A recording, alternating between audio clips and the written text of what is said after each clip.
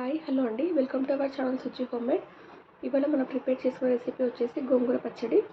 ఇది ప్రిపేర్ చేసుకోవడానికి నేను స్టవ్ వెలిగించి ఒక ప్యాన్ పెట్టుకొని అందులో 2 స్పూన్ల వరకు ఆయిల్ వేసాను. ఈ ఆయిల్ కొంచెం వేడైన తర్వాత ఇందులో 1 స్పూన్ వరకు జీలకర్రని 1 స్పూన్ వరకు ఆవాలను వేసి వేడి చేసుకున్నాను. ఈ గోంగూర పచ్చడి అనేది నేను ఎప్పట్లా కాకుండా ఈసారి కొంచెం కొత్తగా ట్రై చేశాను. మీరు కూడా ఇలా ట్రై చేసి చూడండి. మీకు ఎలా వచ్చిందని నాకు కామెంట్ సెక్షన్లో చెప్పండి. ఇప్పుడు మనకి జీలకర్ర ఆవాలు కొంచెం వేడైన తర్వాత ఇందులో 10 నుంచి 15 వరకు కట్ చేసి పెట్టుకున్న పచ్చిమిర్చిని కూడా వేసుకున్నాను. అలాగే వెల్లుల్లిని కూడా తీసుకున్నానండి. ఇవి కూడా మనం ఆయిల్లో వేయించుకోవాలి. ఇవి ఆయిల్లో వేగేప్పుడు పైకి చిట్టుతాయి కాబట్టి నేను ఇలా క్యాప్తో కవర్ చేసుకున్నాను. ఆ తర్వాత ఇందులో నేను కొంచెం కరివేపాకు కూడా వేసి వేయించుకుంటున్నాను. ఈ పచ్చిమిర్చి గార్లిక్ అనేది కొంచెం సాఫ్ట్ అయిన తర్వాత ఇందులో మనం ముందుగా కట్ చేసి పెట్టుకున్న గోంగూరని కూడా వేసుకోవాలి. నేను 3 కట్టల వరకు గోంగూరని తీసుకున్నానండి. వాటిని కాడలతో కట్ చేసి పెట్టుకున్నాను. మనం కాడలతో కట్ చేసి పెట్టుకోవడం వల్ల ఈ పచ్చడి అనేది జిగురుగా కాకుండా కొంచెం డ్రైగా వస్తుంది. అందుకని కొంచెం కాడలతోనే కట్ చేసి పెట్టుకోండి.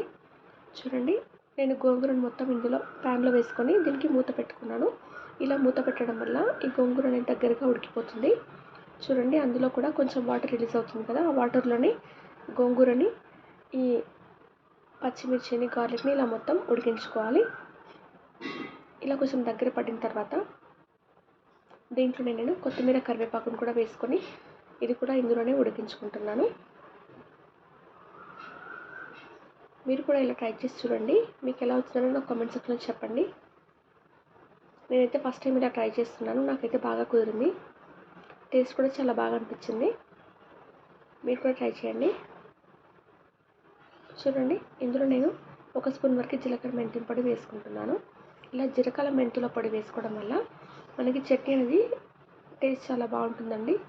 స్మెల్ కూడా చాలా బాగుంటుంది. అందుకని నేను ప్రతి దాంట్లో కూడా మ్యాక్సిమం జీలకర్ర మెంతుల పొడి వాడడానికి ట్రై చేస్తాను. ఇందులో కూడా 1 స్పూన్ వరకు వేసుకున్నాను.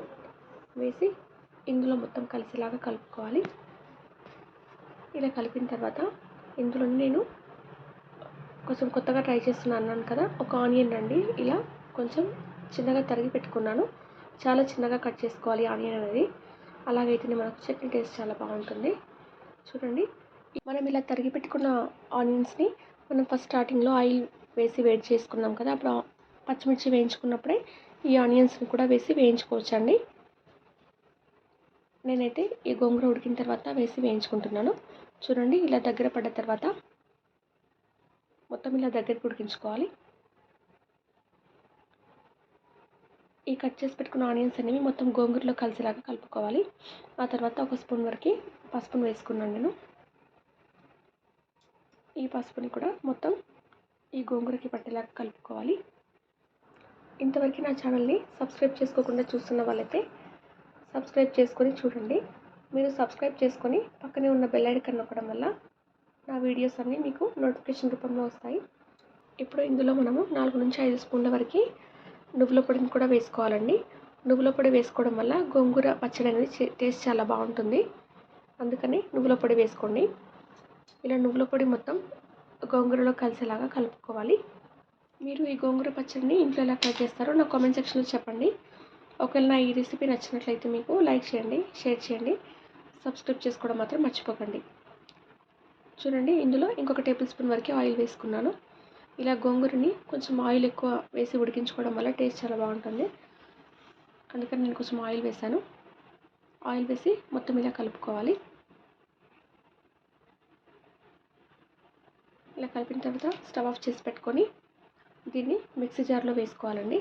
ఇలా నేను మిక్సీ జార్లో వేసుకున్న తర్వాత 1.5 స్పూన్ వరకు సాల్ట్ వేసాను. మీరు టేస్ట్కి తగ్గట్టుగా సాల్ట్ వేసుకోవచ్చండి.